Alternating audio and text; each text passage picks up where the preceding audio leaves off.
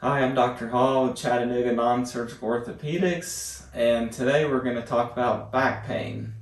Back pain affects about 85% of the population at some point.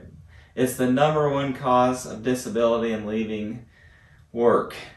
So back pain can really put you on your back, because if anyone's experienced back pain, either acute or chronic, they know that it can be disabling and you cannot live a normal life with it. So in our standard of care, which we'll talk about first, what they do is, that's your traditional doctors, is they would give you Advil, anti-inflammatories, corticosteroids. Eventually that can lead up to a back surgery, because it really does nothing to fix the problem with the back in the first place. Because back pain usually is caused by the back that's lost function, which means it's lost range of motion and strength. So people have weakness and stiffness, and that's what creates their back pain. Back pain is just a symptom. So instead of covering up the symptom, at Chattanooga Non-Surgical Orthopedics, we figure out what's causing the symptom and remove the problem. So I'm going to show you on this x-ray. This is one of our imaging tools we use, is x-ray. The other is ultrasound. X-ray looks at hard tissue. X-ray or ultrasound looks at soft tissue. We'll talk about x-ray, it's easy to see. So we can see in this patient that the left hip is lower than the right hip. So what that's doing is that's creating a problem with the lumbar spine, how it's now starting to get a curve in it.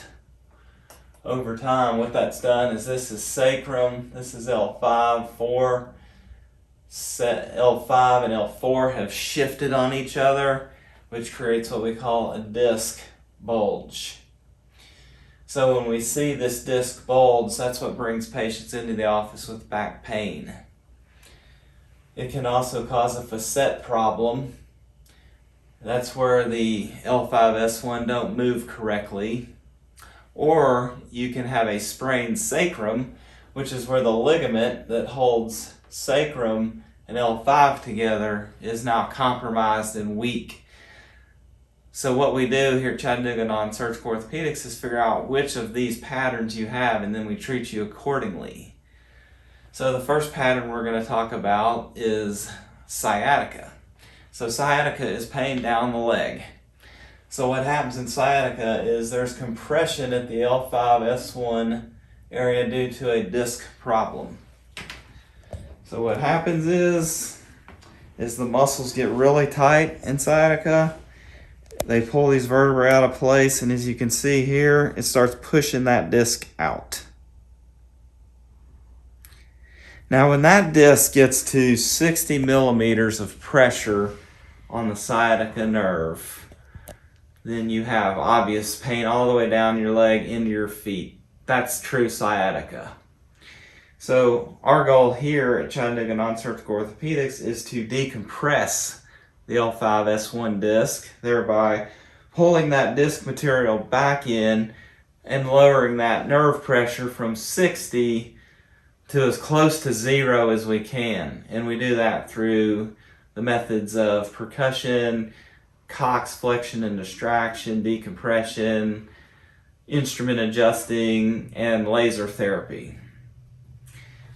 So what the laser does, along with decompression, so we've already said that decompression slightly separates the vertebrae, thereby pulling the disc back in. While we're doing that, we have a laser running right on that area. And what the laser does is helps to reduce inflammation and expedite healing by increasing cell energy. So this is proven. I've been doing it 25 plus years to save people from having to have surgery. Sciatica is the longest, most complex back problem. It takes the longest to treat, takes the longest to respond to. The patients that stick with it, usually over a course of anywhere from a month to 3 months, find themselves with getting their range of motion and strength back and no pain in their leg. Also in sciatica, you have complications with the muscles in your butt. These are called the gluteal muscles, specifically piriformis. What happens is those get tight, and that muscle's basically right in here,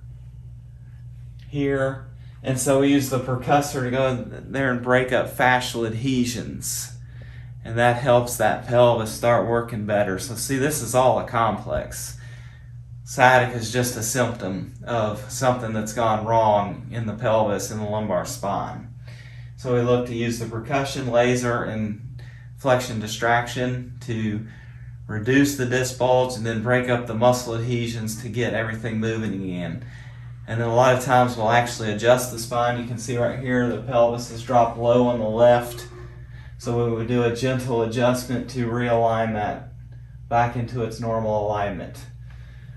With any low back problem, once we've started correcting the problem, we want to rehab the weak muscles. And we do that through our low back rehabilitation program. The next one is a facet syndrome. That's another cause of low back pain. Hard to see on this x-ray, but you can see right here where she's got a shift in the vertebrae. So facet syndrome doesn't affect the disc as much as the first one we talked about. And it's basically where the facet joints right here jam up on each other. They jam.